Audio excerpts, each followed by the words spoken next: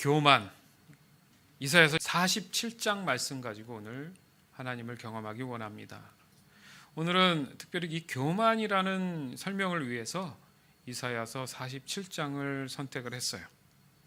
그 이유가 있습니다.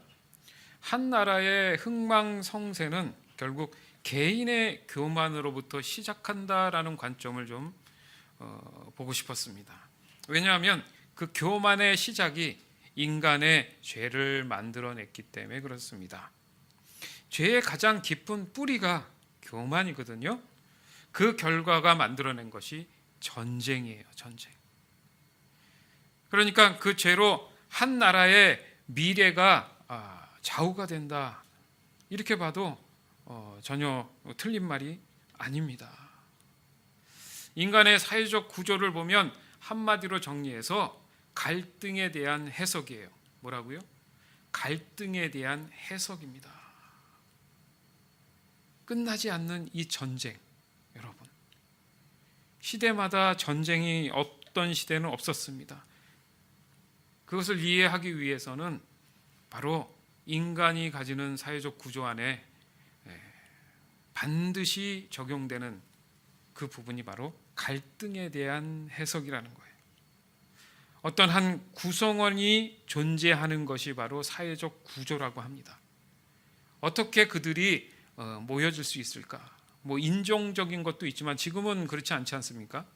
나라들이 이제 다민족화되는 성향을 보이는데, 중요한 것이 뭐냐면 자신들이 가지고 있는 동일한 관점을 가졌을 때 그 구성원들이 조직이 된다는 거죠. 아니면 서로의 필요에 의한 이해적 관계에서 이루어진다는 겁니다. 이 관계에 있어서 서로의 순수성을 거론한다는 것이 많은 무리라는 거죠. 거론 자체가 쉽지 않은 문제라는 거예요. 외형적인 관계성은 말할 것도 없이 모든 것을 말해주지 못합니다. 그렇다고 해서 내적인 관계성이 있다 해도 그 또한 모든 것을 말해주지는 못합니다. 왜냐하면 인간의 독특성 때문에 그렇습니다. 그 독특성이 늘 갈등을 유발하는 데 요인이 된다는 거예요. 그 독특성은 항상 무한한 자유를 꿈꾸고 있어요. 이 자유에 대한 해석에서 오는 것이 바로 교만이라는 물리적 영역을 만들어냈다라는 얘기입니다. 어떻게 보면 하나님의 영역을 오용했다라고 볼 수도 있어요.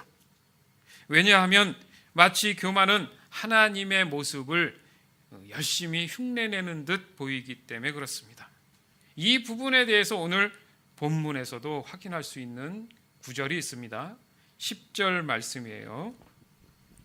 내가 악한 일을 하고도 스스로 안전하다고 생각하며 말하기를 내가 하는 일을 보는 사람이 없다라고 한다.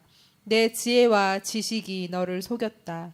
너는 마음속으로 이 세상에는 오직 나뿐이다. 나 말고는 아무도 없다라고 말한다. 보세요.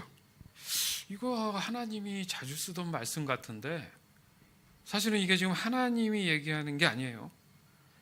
지금 본문에 나오는 바벨론이라는 나라에서 들려오는 얘기입니다.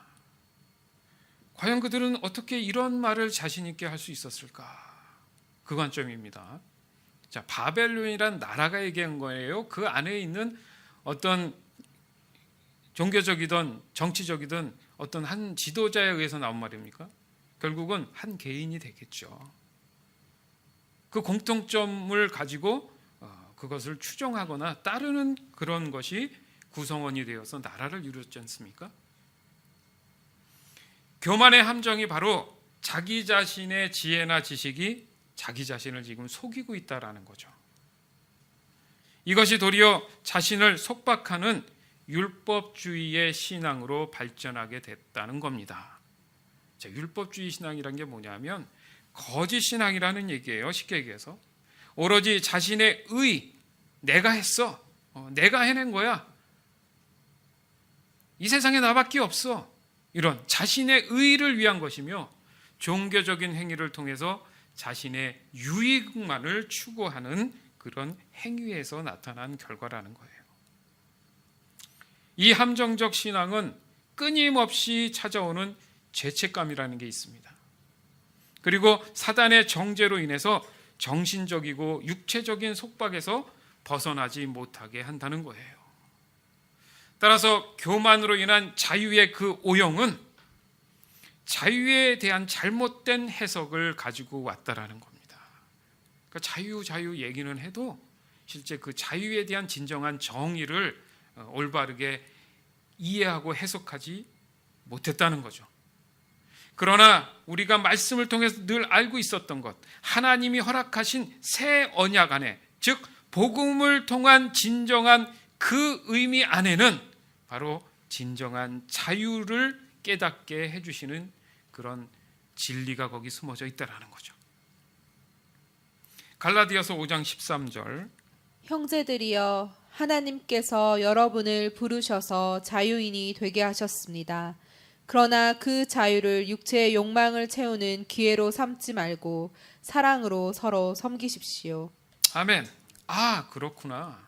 이 말씀에서 알 수 있는 것이 바로 교만으로 인한 삶에서 보여지는 그 신앙은 내 자신부터 출발한다는 거예요.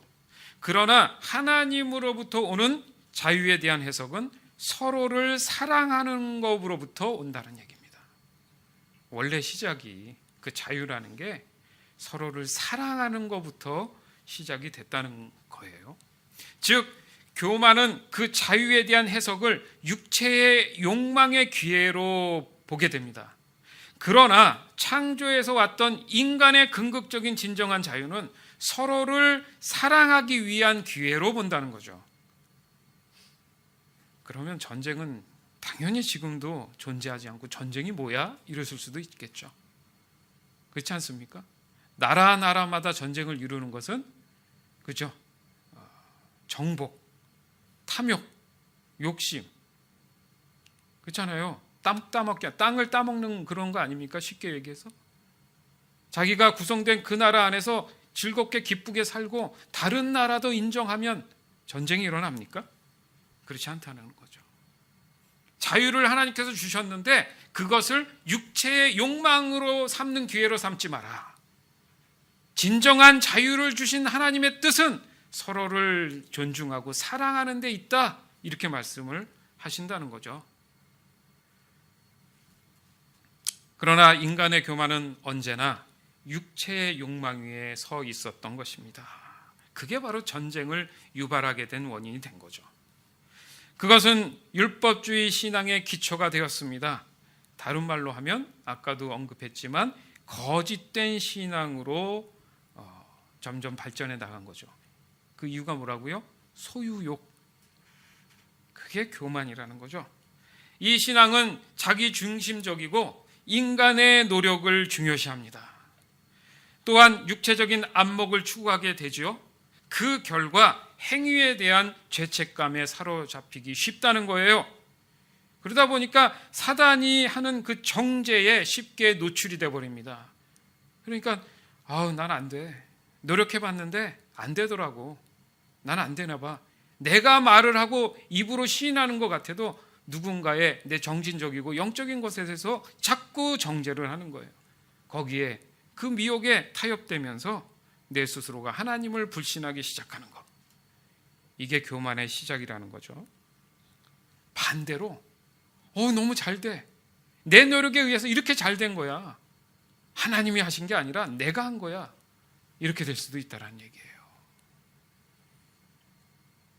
따라서 더욱더 그 행위에 대한 집착에 빠지기 쉽다는 겁니다. 맞죠? 일이 중독이 돼서 너무너무 사업장이 잘 되고 뭔가 확정되니까 거기에 또 몰입이 돼서 계속 집착을 하게 된다는 거죠. 일이 너무 안 됩니다. 잘못돼서 마약에 손을 대고 도박에 손을 댔어요. 거기서 계속 집착해서 계속 잃어버리니까 그것을 채우기 위해서 또 집착에 집착을 더한다 이거죠. 악순환이죠. 선순환이 아니라. 이것을 바로 교만의 결과라고 보는 것입니다. 그런 의미에서 이제 오늘 본문을 통해 교만에 대한 실제적 예를 들어보려고 하는 거예요. 첫 번째로 오늘 본문에 보면 바벨론 제국이 나오는데 그 바벨론 제국의 멸망을 예언하시고 이사야를 통해서요. 그 이유에 대한 설명을 하고 있습니다. 한번 들어볼까요? 이사야서 47장 1절에서 11절. 바빌론 성아 내려와 티끌에 앉아라. 바빌로니아 백성아 땅 위에 앉아라. 바빌로니아 사람들아 이제 너희는 통치자가 아니다. 너희가 다시는 곱거나 아름답다는 말을 듣지 못할 것이다. 맷돌을 가져와 곡식을 갈아라. 너희 너울을 걷어 올리고 멋진 치마를 벗어라. 다리를 드러내고 강을 건너라. 너희의 벗은 몸이 드러날 것이요 너희의 부끄러운 모습이 들춰질 것이다. 내가 원수를 갚겠다. 어느 누구도 나를 방해하지 못한다. 우리의 구원자는 그 이름이 만군의 여호와이시며 이스라엘의 거룩하신 분이다. 바빌로니아 사람들아 어둠 속에 앉아 잠잠히 있어라. 내가 다시는 민족들의 여왕이라는 이름을 듣지 못할 것이다. 내가 내 백성에게 노하여 내게 속한 백성들을 저버리고 그들을 너에게 넘겨주었다. 그런데 너는 내 백성을 무자비하게 다루고 노인들에게까지 고된 일을 시켰다. 내가 말하기를 나는 영원히 여왕으로 있을 것이다 라고 한다. 내가 이런 일들을 생각하지 않았고 장차 일어날 일들을 마음에 두지 않았다. 쾌락을 사랑하는 사람아 너는 이제 들어보아라. 너는 스스로 안전하다고 생각하고 마음에 이르기를 이 세상에는 오직 나뿐이다. 나 말고는 아무도 없다. 나는 과부가 되지도 않을 것이고 자녀를 잃지도 않을 것이다 라고 한다. 그러나 그 두 가지 일이 한날에 갑자기 닥칠 것이니 내가 자녀와 남편을 잃을 것이다. 이 일이 반드시 너에게 일어날 것이며 너의 온갖 마술과 속임수도 너를 구원하지 못한다. 내가 악한 일을 하고도 스스로 안전하다고 생각하며 말하기를 내가 하는 일을 보는 사람이 없다라고 한다. 내 지혜와 지식이 너를 속였다. 너는 마음속으로 이 세상에는 오직 나뿐이다. 나 말고는 아무도 없다라고 말한다. 그러나 재앙이 너에게 닥칠 것이며 그것을 막을 길이 없을 것이다. 고통이 너를 덮치겠으나 내가 피할 길이 없을 것이다. 너는 순식간에 너무나 빨라 깨닫지도 못하는 사이에 망할 것이다. 아멘. 네, 참 무서운 말이지 않습니까, 여러분? 이게 어떤 결과 때문에 그렇다고요? 교만의 결과 때문에. 그런데 그게 어떻게 온다고요? 너는 순식간에 너무도 빨리 깨닫지 못하는 그 사이에 망할 것이다. 무서운 겁니다.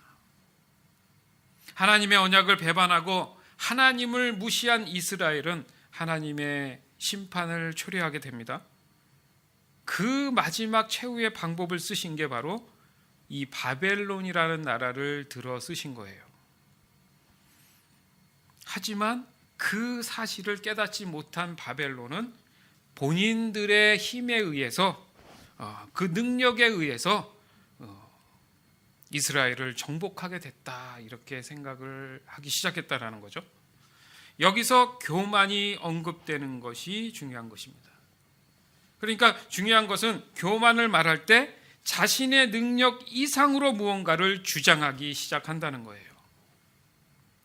외형적으로 자신의 희생이나 노력이 있었다고 주장을 하게 됩니다.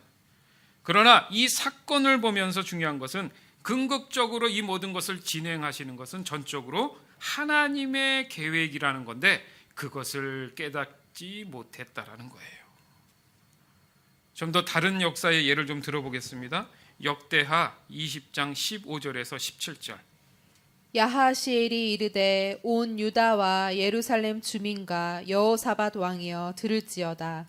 여호와께서 이같이 너희에게 말씀하시기를 너희는 이 큰 무리로 말미암아 두려워하거나 놀라지 말라. 이 전쟁은 너희에게 속한 것이 아니요 하나님께 속한 것이니라. 내일 너희는 그들에게로 내려가라. 그들이 시스 고개로 올라갈 때 너희가 골짜기 어기 여루엘 들 앞에서 그들을 만나려니와 이 전쟁에는 너희가 싸울 것이 없나니 대열을 이루고 서서 너희와 함께한 여호와가 구원하는 것을 보라. 유다와 예루살렘아 너희는 두려워하지 말며 놀라지 말고 내일 그들을 맞서 나가라. 여호와가 너희와 함께하리라 하셨느니라 하매. 아멘. 아멘. 자, 이게 다른 예 같은데, 자, 뭐가 좀 다르냐면, 하나는 이스라엘의 승리를 도우시는 하나님이에요. 그러나 글자상 이 이사야, 오늘 본문 같은 경우는 마치 바벨론이 승리한 것처럼 보이는 겁니다. 근데 다른 게 아니라는 거죠. 궁극적인 하나님의 계획과 목적은 바로 이스라엘의 승리입니다. 근데 그 과정 속에서 이스라엘이 그걸 깨닫지 못했기 때문에 바벨론을 사용한 거예요. 따라서 하나님의 처음부터의 계획은 바벨론의 승리가 아니라 이스라엘을 회개로 돌이켜서 하나님이 다시 한번 그 구원의 언약의 성취를 위해서 그들에게 기회를 주기 위한다는 그 점을 바벨론은 깨닫지 못했다는 거예요. 도리어 그들은 그것을 망각하고 이스라엘을 더 억압했습니다. 그리고 이스라엘의 주인이 되려는, 자기 자신이 주인이 되려는 그런 의도를 보이기 시작했다는 거죠. 당연히 하나님 입장에서는 결코 그것을 인정하시지 않았습니다. 결국 그들의 교만을 인식하게 하시는 작업을 하신 거예요. 이게 무슨 말이냐면 하나님의 절대 주권을 보여주신 거예요. 그래서 오늘 본문 좀 전에 읽었던 내용 중에 그 말씀이 있습니다. 이사야서 47장 4절에 보니까 우리의 구원자는, 오로지 우리의 구원자는 너희가 아니라 그 이름은 만군의 여호와시며 이스라엘의 거룩하신 분이다. 이렇게 중간에 정확히 찍고, 좀 전에 읽었던 역대하 20장 17절의 말씀에도 그 부분이 있습니다. 너희와 함께한 여호와가 구원하시는 것을 보라, 이렇게 말씀하시는 거예요. 그러니까 모든 구원을 이스라엘에 포커스를 맞춥니다. 이스라엘이라는 게 지금으로 따지면 뭐예요? 그리스도인, 하나님의 자녀들이 거기에 중심이 돼서 하나님께서 그 모든 것을 이끄신다는 겁니다. 그러니까 결국 이 전쟁은 누구에 속해 있다고요? 하나님께 속해 있다고 말씀을 하시는 거예요. 바벨론에게 그 얘기를 지금 하나님께서 보여주시면서 너희의 교만을 다 내려놓고 정확히 현실을 직시하라는 뜻입니다. 그러나 그들은 굴하지 않았어요. 그래서 두 번째 보면 그들이 가졌던 우상 숭배의 형태들이 있습니다. 특별히 그 우상 숭배자들이 가지고 있었던 자기네의 독특한 종교성, 그것을 가지고 하나님을 대항합니다. 주술이나 그런 모략들에 대한 것들을 제시하고 있지만 하나님께서는 그 모든 것들이 허망하다라는 것을 보여주기 시작해요. 그 내용을 볼까요? 이사야서 47장 12절에서 15절. 내가 젊어서부터 해오던 속임수와 마술을 부려보아라. 혹시 그것이 너에게 도움이 될지도 모른다. 그것으로 내가 다른 사람에게 겁을 줄 수 있을지도 모른다. 그러나 너는 많은 조언들 때문에 지쳐버렸다. 하늘을 연구하는 사람, 별을 보며 미래를 알려주는 사람을 불러보아라. 너에게 닥칠 일을 알아내어 너를 구해보아라. 보아라, 그들은 지푸라기처럼 불에 쉽게 타버린다. 그 불은 몸을 따뜻하게 해주는 숯불도 아니고 곁에 앉아 쬐 수 있는 불도 아니어서 그 불꽃의 힘으로부터 스스로를 구할 수 없을 것이다.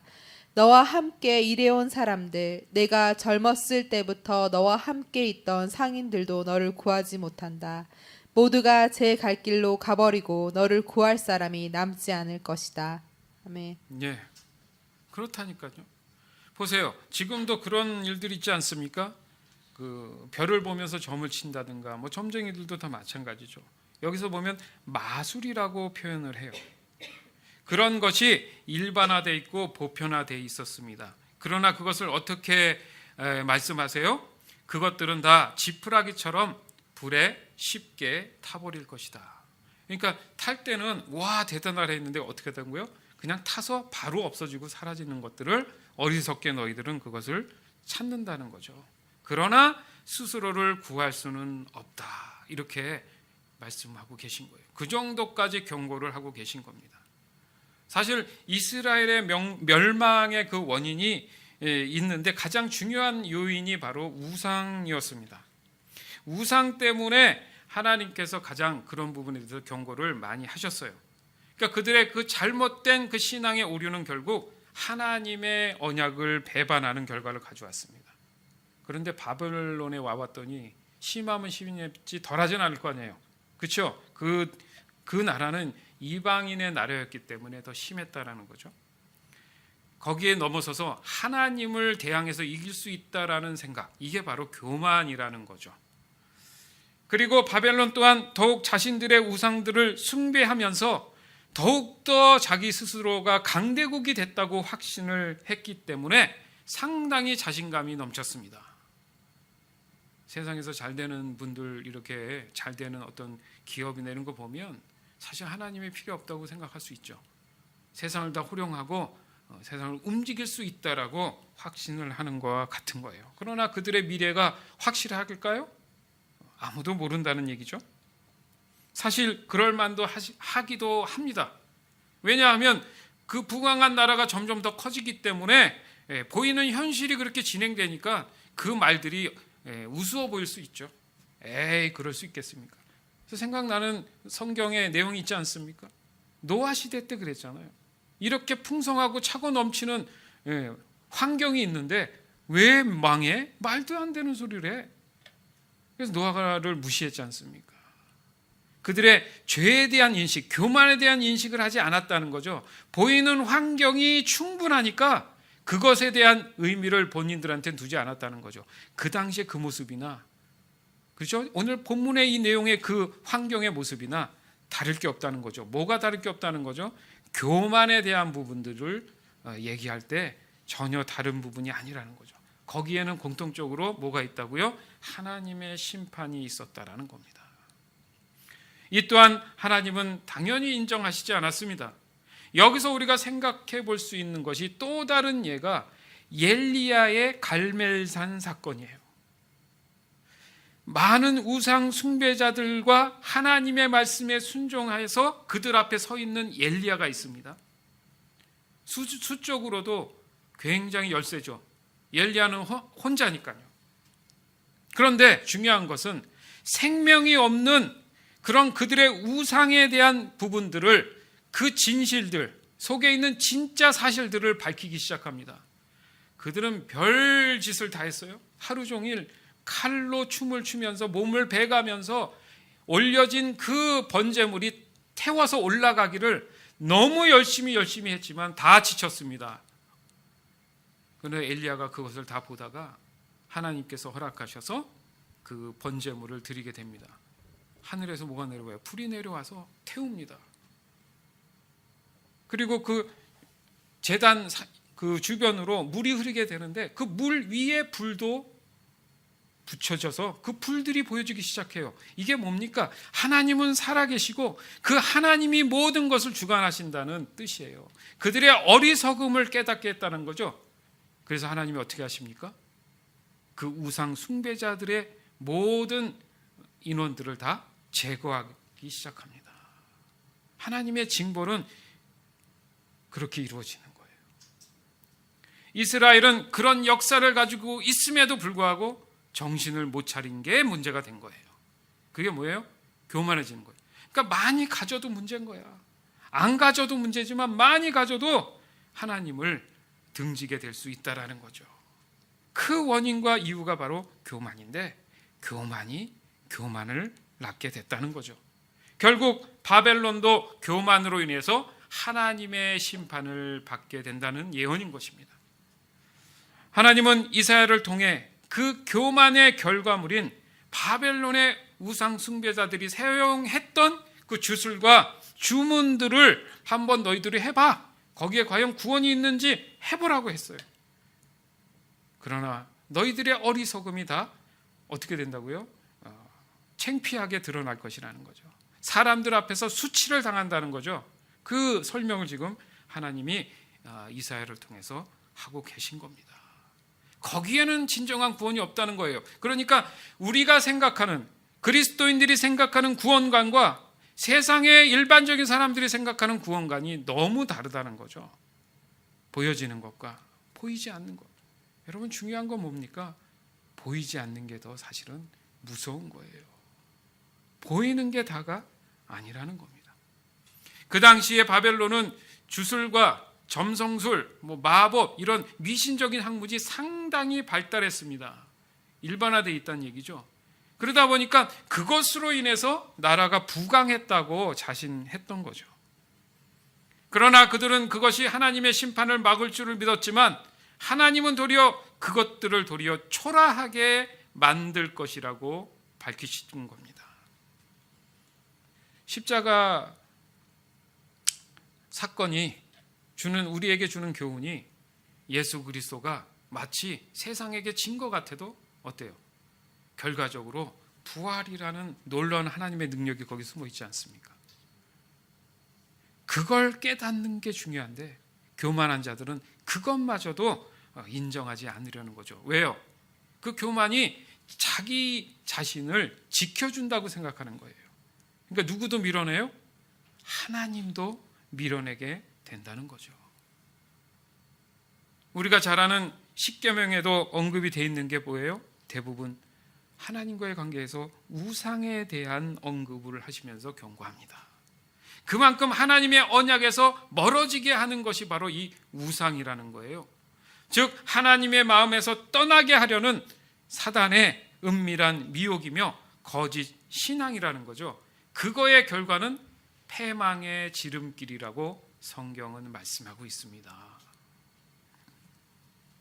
따라서 교만은 자신이 원하는 것을 추구하려는 자유에 대한 고용이라는 거예요. 그러다 보니까 하나님 말씀에서 빨리 떨어져 나가야지 자기가 하고 싶은 것을 할 기회를 얻는다고 착각을 하는 겁니다. 무서운 거죠.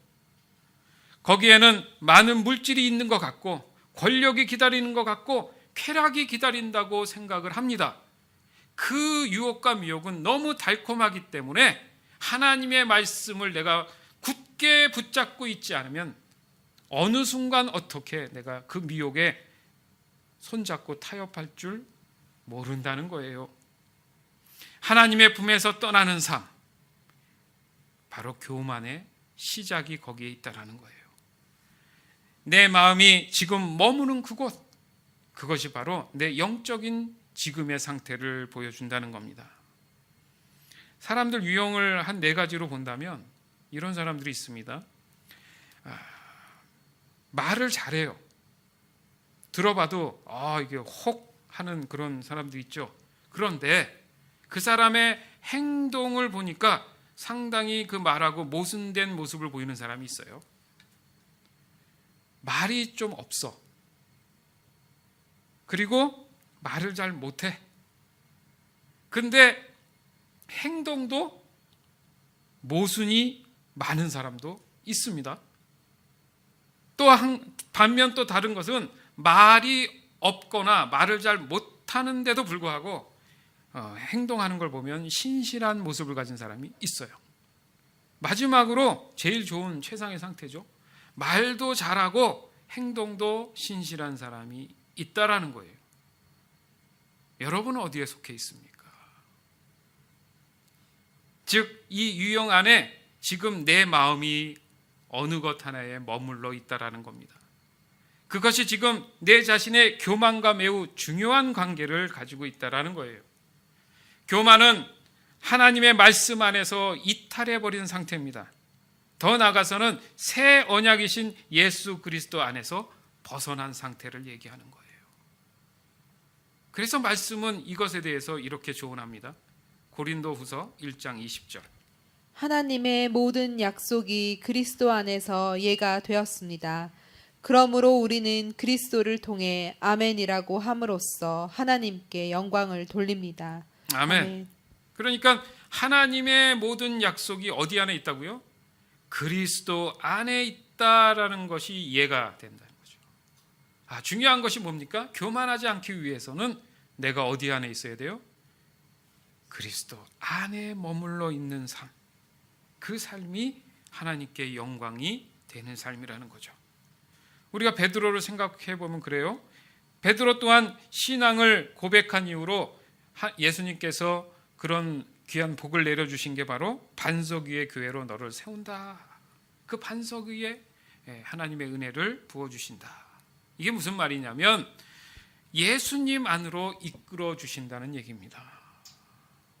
그래서 예수님 안에 머무는 그런 삶이 바로 언약의 성취를 위한 삶이다라는 것을 샘플로 보여주게 되는 거예요.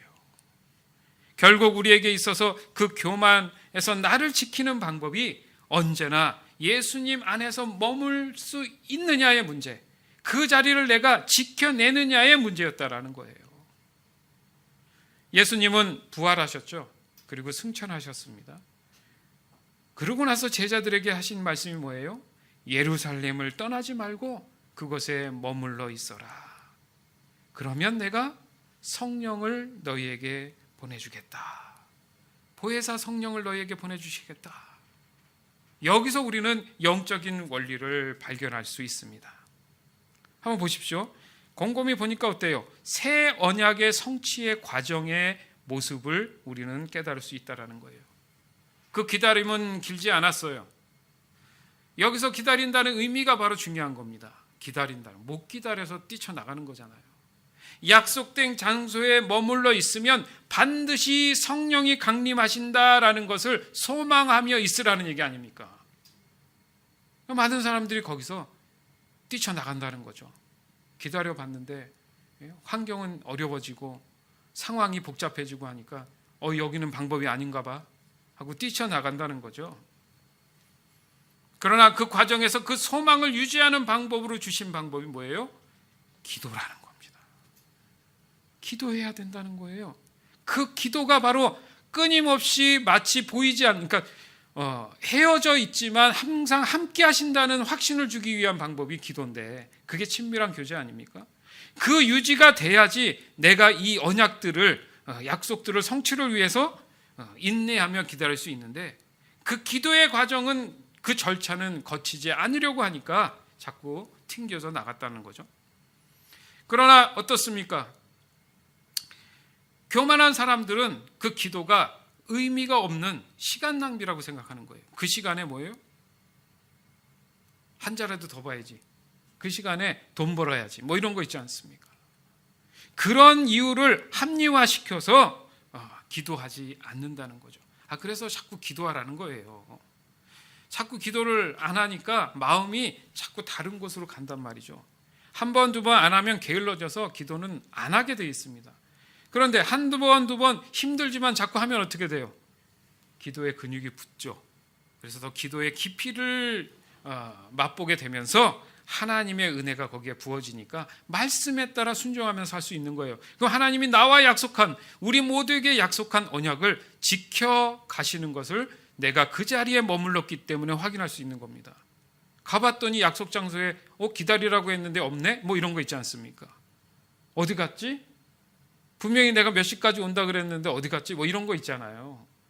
내가 꼭 거기서 기다리고 있었으면 만났을 것을, 그걸 못 참고 그 자리를 비웠을 때 하나님의 귀한 언약의 약속은 이루어지지 않을 수 있다라는 거예요. 그러나 그 당시 제자들은 그 시간들을 낭비하지 않았습니다.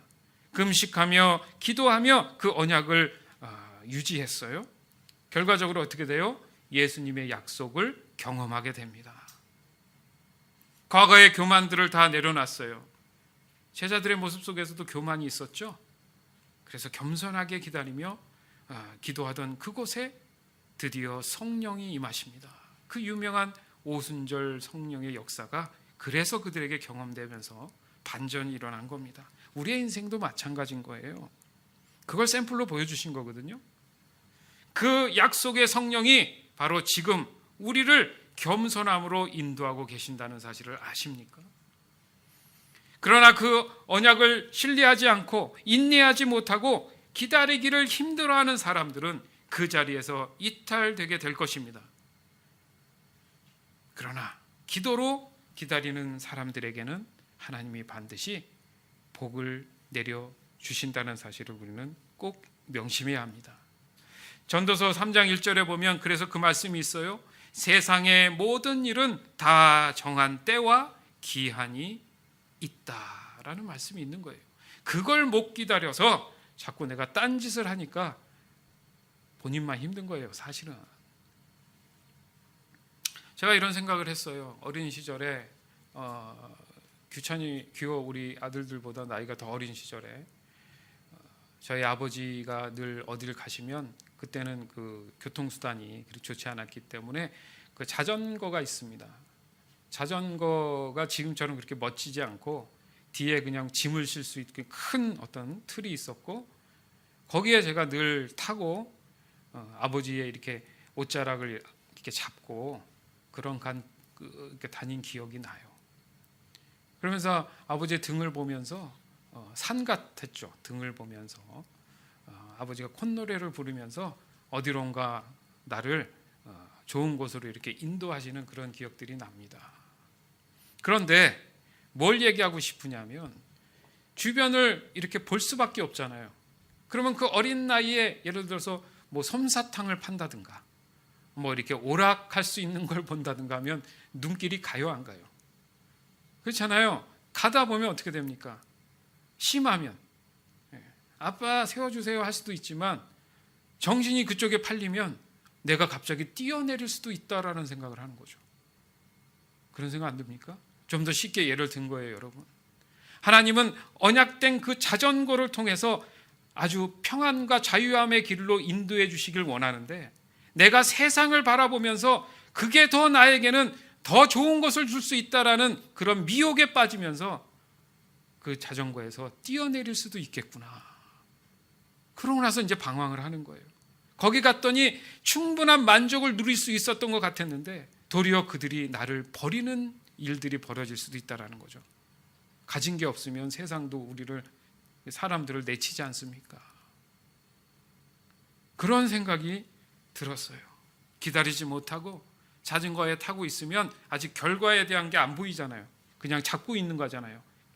조심하거라, 꼭 잡고 있거라 이렇게 얘기하실 거 아닙니까? 네? 아들하고 가는 그 기분이 좋으시니까 콧노래를 부르면서 이렇게 가실 거 아닙니까? 조금만 있으면 도착할 거야, 좀만 참어. 네 아버지 이렇게 있을 거 아닙니까? 그걸 못 참고 자기의 욕심 때문에 뛰어내릴 수도 있다라는 거예요. 교만이든 겸손이든 결과는 반드시 있습니다. 교만의 결과가 어떤 것인가? 우리가 또 다른 성경을 찾아보기를 원해요. 에스겔 7장 3절에서 10절. 이제는 내게 끝이 이르렀나니 내가 내 진노를 내게 나타내어 내 행위를 심판하고 내 모든 가증한 일을 보응하리라. 내가 너를 불쌍히 여기지 아니하며 긍휼히 여기지도 아니하고 내 행위대로 너를 벌하여 내 가증한 일이 너희 중에 나타나게 하리니 내가 여호와인 줄을 너희가 알리라. 주 여호와께서 이같이 이르시되 재앙이로다. 비상한 재앙이로다. 볼지어다. 그것이 왔도다. 끝이 왔도다. 끝이 왔도다. 끝이 너에게 왔도다. 볼지어다. 그것이 왔도다. 이 땅 주민아 정한 재앙이 내게 임하도다. 때가 이르렀고 날이 가까웠으니 요란한 날이요 산에서 즐거이 부르는 날이 아니로다. 이제 내가 속히 분을 내게 쏟고 내 진노를 내게 이루어서 내 행위대로 너를 심판하여 내 모든 가증한 일을 내게 보응하되 내가 너를 불쌍히 여기지 아니하며 긍휼히 여기지도 아니하고 내 행위대로 너를 벌하여 너의 가증한 일이 너희 중에 나타나게 하리니 나 여호와가 때리는 임을 내가 알리라. 볼지어다 그날이로다. 볼지어다 임박하도다. 정한 재앙이 이르렀으니 몽둥이가 꽃이 피며 교만이 싹이 났도다. 아멘. 사람들의 그 성경을 해석하는 방법이 다양한데 이런 말씀을 보면 하나님은 잔인하다 이렇게 얘기를 합니다. 근데 그것은 성경에 주는 진리를 잘못 아니면 깊게 이해하지 못해서 하는 얘기죠. 하나님의 사랑과 은혜는 징벌이 아닙니다. 기다리고 인내하셨지만 인간에게는 한계가 있어요. 그죠? 시간적 한계가 있어요. 그 기회를 놓치면 그 기회는 더 이상 만회할 수 없다라는 거죠. 나 여호와가 때리는 이임을 너가 알리라. 항상 좋은 건 아니라는 거죠. 뭐에 관해서는? 교만에 관해서는. 여러분, 이걸 우리가 이 시간 깨달아야 될 줄 믿습니다. 내가 너를 불쌍히 여기지도 않고 긍휼히 여기지도 않을 거다. 하나님은 불쌍히 여기시는 하나님이고 긍휼하신 하나님이세요. 근데 그걸 안 하시겠대요. 왜냐? 너의 행위대로 너를 벌하여 너의 가증한 일이 너희 중에 나타나게 하리라. 그래서 내가 여호와 하나님인 줄 너희가 알리라. 사랑하는 여러분, 절대 교만해서는 안 됩니다. 다른 건 몰라도 교만해서는 안 돼요. 오늘도 우리를 하나님으로부터 분리하려는 사단의 그 무기가 교만인 줄을 분명히 아셔야 돼요. 그들의 근본이 바로 교만으로 시작했기 때문에 스스로를 높이는 일을 우선적으로 삼습니다. 그렇죠? 하와를 그렇게 미혹했잖아요. 하나님이 안 그래. 절대 그렇지 않아. 순종을 불순종으로 만드는 것, 그게 교만이지 않습니까? 여러분 생각해 보세요. 세상에서 가장 안전한 곳이 어디라고 생각합니까? 들어보셨어요? 우리가 살고 있는 모든 곳에 안전을 보장할 수 있는 곳이 어디라고 생각해요? 제가 볼 때는 없어요. 가장 안전한 곳은 하나님이 계시는 곳입니다. 오직 그것만이 우리의 안전을 보장해 줄 수 있는 거예요.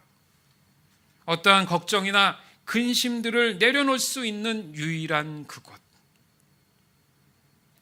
그곳에 머물 수 있는 자격이 바로 교만을 내려놔야 된다는 거예요. 즉 자신을 스스로 낮추는 것. 그러나 낮추지 않고서는 그 교만이 사라지지 않는다는 겁니다. 요한복음 7장 37절에서 38절 그 사이에 보면 예수께서 서서 외쳐 이르시되 누구든지 목마르거든 내게로 와서 마시라. 나를 믿는 자는 성경의 이름같이 내 배에서 생수의 강이 흐르리라. 이렇게 말씀하세요. 중요한 게 뭐라고요?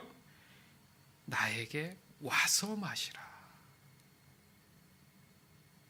우리가 예수께로 가는 것이 너무 중요합니다. 그게 겸손하기 때문에 갈 수 있어요. 아유, 예수님 필요 없습니다. 난 충분합니다. 설마 예수님이 그걸 해결할 수 있겠습니까? 예수님도 십자가에서 못 박혀 돌아가셨는데. 왜요? 부활이라는 부분에 대해서 믿어지지 않거든요. 보이는 십자가의 형틀만 여러분 보이기 때문에 그것에 대해서 합리성을 갖기 때문에 부활에 대한 신앙을 갖기가 쉽지 않기 때문에 의심을 하게 되는 경우입니다. 우리가 교만하지 않을 수 있는 유일한 방법이 바로 이건 거예요. 언제나 어디서나 내가 찾고 머물 수 있는 곳이 바로 예수 그리스도 안이 돼야 된다는 거예요. 그런 사람은 성경에 있는 말씀처럼 진정한 자유를 누리며 살아갈 수 있다는 겁니다. 오늘은 바벨론을 통해서 교만이 무엇인지 좀 확인해 봤어요. 결국 교만은 자기 자신 스스로가 높여져 있는 것을 말합니다. 나는 내 스스로 태어나 이곳에 있는 것이 아니잖아요. 잘 알고 있지 않습니까? 누군가에 의해서 창조된 건데 그 창조가 바로 하나님으로부터 시작했다는 것을 우리는 고백한 사람들 아닙니까? 따라서 하나님은 바벨론의 교만을 말씀하셨을 때 너가 악한 일을 하고도 스스로 안전하다고 생각하며 말하기를 내가 하는 일을 보는 사람이 없다. 하하하. 내 지혜와 지식이 나를 속였다. 사실 그 말이거든요. 맞죠? 그렇게 많이 알고 있었어? 근데 넌 그거에 속았어. 자기 꾀에 자기가 넘어간다. 뭐 이런 말 있지 않습니까? 교만해지면 그걸 모르게 된다는 거죠. 너는 마음속으로 이 세상에는 오직 나뿐이야. 나 말고는 아무도 없어. 자기가 지존이라는 얘기 하지 않습니까? 그렇기 때문에 자기가 다 조절하는 거예요. 모든 걸. 하나님을 믿는 거, 기도하는 거, 말씀 보는 거, 이 모든 것들을 자기가 조절하면서 하는 거예요. 그러니까 하나님이 자기의 그냥 우상인 거지 살아계신 하나님이 아니라는 거죠. 이거 위험한 거 아닙니까? 왜요? 말씀에 순종하라는 얘기 뭐예요? 그대로 따르라는 건데 따르기 싫다는 게 아니라 때에 따라 기분 따라 감정 따라 할 수도 있고 안 할 수도 있다는 것은 누가 지금 조절하고 있는 거예요? 하나님이 아니잖아요. 그죠? 본인이 그걸 조절해 가면서 그날 컨디션에 따라서 한다는 얘기는 교만입니다. 하나님은 그렇게 말씀하시지 않았어요? 우리의 가장 큰 적이 뭐라고요? 교만이라는 거 우리는 잊지 말아야 됩니다. 여기서 나의 삶에 적용할 수 있는 점이 바로 내 스스로가 하나님이 되려는 그 망각이 교만의 시작이라는 것을 깨달아야 된다는 얘기예요. 그리스도인다운 삶은 장소나 하는 일에 구애받지 않습니다. 어느 곳이나 무엇을 하는 것이 중요한 것이 아니라 언제 어디서나 하나님이 살아계신다는 것을 인정하는 것. 이 모든 것을 주관하시는 분은 하나님이시기 때문에 내가 그 말씀 안에 거하면서 살아가야 된다는 인정. 그것이 그리스도인다운 삶이에요. 교만은 하나님을 인정하지 않기 때문에 그렇습니다. 그래서 노력에 대한 그 결과에 대해서 오해를 하는 거예요. 삶의 순간순간의 찰나로부터 하나님을 인정하고 있는 지금의 나의 모습을 확인하는 그 지혜, 그 지혜가 교만으로부터 나를 자유하게 만드는 유일한 방법이라는 사실을 오늘 반드시 깨닫고 돌아가시기 바랍니다. 하나님은 교만한 자에게 인정사정 없습니다. 왜냐하면 교만으로 인해서 죄가 들어왔기 때문에 그래요. 예레미야나 에스겔서에서도 반복되게 언급되는 것이 바로 교만에 대한 냉정한 심판이십니다. 그러나 하나님의 은혜는 심판을 위한 전제가 아니에요. 바로 회개의 기회를 전제로 한 그 언약을 이루시려는 하나님의 사랑이 거기 있다라는 겁니다. 은혜가 거기 있다라는 거예요. 따라서 오늘 이 말씀을 통해 교만에 대한 나의 삶을 점검해 보고 때 늦은 후회의 시간이 오기 전에 자신을 돌이켜 예수님 안에 언제나 머물러 하나님의 언약을 지켜내는 신실한 삶으로 진정한 복을 누리며 살아가는 저와 여러분이 되기를 주 예수 그리스도의 이름으로 간절히 축원합니다. 아멘.